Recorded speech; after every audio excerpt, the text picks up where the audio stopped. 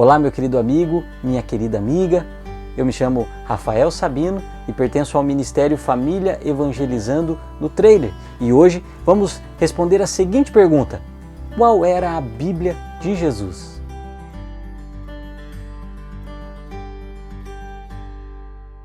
Na época de Jesus não existia a Bíblia como nós conhecemos hoje. Jesus fazia parte do povo judeu e os judeus tinham o que conhecemos por Antigo Testamento. A Bíblia hebraica compõe-se de 24 livros divididos em 3 seções. A primeira delas é a Lei, a Torá, com 5 livros: Gênesis, Êxodo, Levítico, Números e Deuteronômio.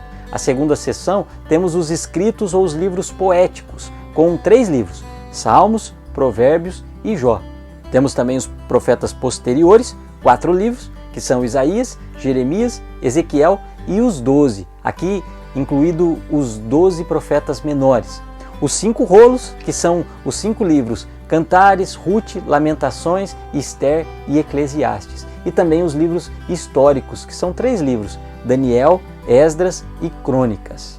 Então, por que o Antigo Testamento nosso aqui possui 39 livros, quando a Bíblia hebraica tem somente 24?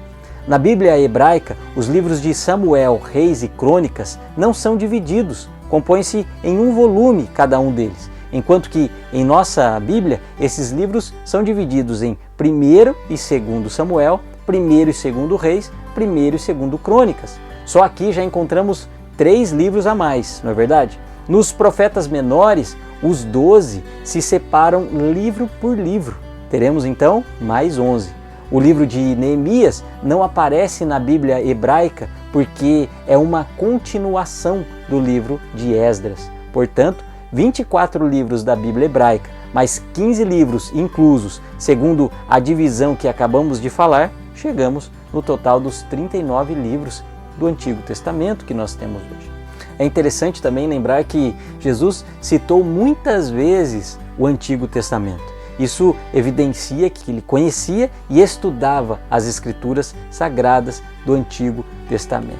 E nós podemos comprovar isso com muitas passagens do Novo Testamento. Por exemplo, em Marcos capítulo 12, 10 e 11, Jesus cita ali Salmo 118, verso 22 e 23. Em Marcos 11, 17, Jesus cita Isaías 56 e o verso 7. Enfim, são muitas as citações que Jesus traz para nós do Antigo Testamento. E o próprio apóstolo Paulo, por exemplo, faz uma afirmação muito importante. Veja comigo 2 Timóteo capítulo 3 e o verso 16.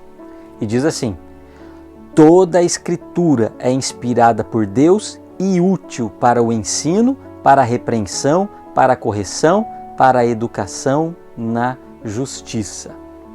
Na época, a expressão toda a Escritura refere-se exclusivamente ao Antigo Testamento. O Antigo Testamento, ele indica que um Salvador haveria de vir a este mundo para libertar as pessoas do pecado.